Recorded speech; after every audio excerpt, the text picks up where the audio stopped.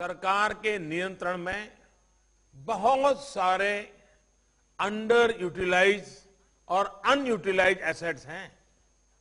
इसी सोच के साथ हमने नेशनल एसेट मोनेटाइजेशन पाइपलाइन की घोषणा की है। ऑयल हो, गैस, पोर्ट, एयरपोर्ट, पावर, ऐसे करीब 100 एसेट्स को मोनेटाइज करने का लक्ष्य हमने रखा है। इनमें 2.5 ट्रिलियन रुपए के इन्वेस्टमेंट के अवसर मिलने का अनुमान है। और मैं ये भी कहूंगा कि ये प्रक्रिया आगे भी जारी रहेगी। सरकार जिस मंत्र को लेकर आगे बढ़ रही है वो है मॉनेटाइज और मॉडर्नाइज। तो सरकार हाईवे, रेलवे और टेलीकॉम समेत 13 कंपनियों में कितनी हिस्सेदारी बेच रही है। लेकिन सबसे पहले आप ये समझिए इस प्रोग्राम के तहत कौन कौन सी संपत्तियों का मौद्रीकरण किया जाएगा, ये भी जानना आपके लिए बेहद जरूरी है। तो समझिए जरा कहां से रुपए जुटाए जाएंगे। तकरीबन 1.52 लाख करोड़ रुपए 400 रेलवे स्टेशन से और 90 यात्री ट्रेनों से आएंगे। तकरीबन 1.5 लाख करोड़ रुपए और तकरीबन 1.5 लाख करोड़ रुपए ही 741 किलोमीटर लंबे कोंकण रेलवे से आएंगे, यानी कि कोंकण रेलवे जो है वहां से तकरीबन 1.5 lakh crore. 15 railway station, 15 railway stadiums जो हैं और कॉलोनियां हैं उनको भी मोनेटाइज किया जाएगा सरकार की ओर से। इसके अलावा बिजली के 28,608 सर्किट किलोमीटर ट्रांसमिशन लाइनों से तकरीबन 45,200 करोड़ रुपए आएंगे। इसके अलावा 39,832 करोड़ रुपए 6 गीगावाट की विद्युत उत्पादन संपत्तियों से सरकार लाएगी। ये लक्ष्य सरकार ने रखा है मोनेटाइजेशन की प्रक्रिया के तहत। इसके अलावा 25,100 करोड़ रुपए दूर संचार क्षेत्र में भारत नेट फाइबर के 86 लाख किलोमीटर से आने की संभावना है, जो सरकार ने प्लान तैयार किया है मोनेटाइजेशन का।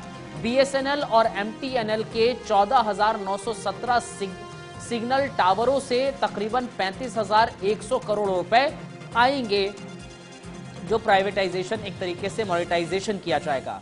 गोदामों और कोयला खदानों में मौद्रीकरण से तकरीबन 29,000 करोड़ रुपए जुटाए जाएंगे सरकार की ओर से। 24,462 करोड़ रुपए 8,154 किलोमीटर लंबे प्राकृतिक गैस पाइपलाइन से आएंगे। कहां कहां से जुटाए जाएंगे रुपए वो समझिए जरा। 22,504 करोड़ रुपए 3,930 किलोमीटर उत्पादन पाइपलाइनों के मौद्रीकरण से मिलेंगे। इसके अलावा 20,782 करोड़ रुपए हवाई अड्डों को बेचने से सरकार को 5 सालों में मिलेंगे, यानी कि जो हवाई अड्डे हैं 5 सालों में देंगे तकरीबन इतना रुपया। इसके अलावा दिल्ली के जेएलएन सहित 2 राष्ट्रीय स्टेडियम से 11,450 करोड़ रुपए सरकार को मिलेंगे, जो मोनेटाइजेशन सरकार की ओर से किया जाएगा। दिल्ली में सरोजनी नगर और नरोजी नगर का भी विकास होगा। इससे तकरीबन 15,000 करोड़ रुपए सरकार को मिलेंगे। 15,000 करोड़ ही 7 आवासीय कॉलोनियों के पुनर्विकास से भी मिलेंगे। इसके अलावा 7 आवासीय कॉलोनी हैं उनका पुनर्विकास किया जाएगा। घिटोरनी में आवास और वाणिज्य इकाइयों से तकरीबन 15,000 करोड़ रुपए सरकार जुटाएगी।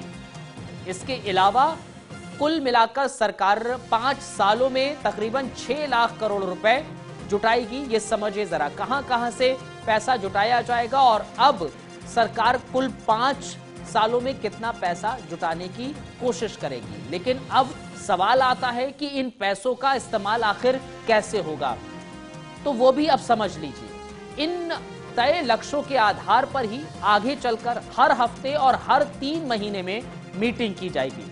सरकार की कोशिश होगी इससे पैसा जुटाकर दूसरे जनहित कार्यों पर खर्च किया जा सके, ताकि देश का तेजी से विकास हो, रोजगार के अवसर बढ़े। ये सब होगा संसाधनों के बेहतर इस्तेमाल करने से।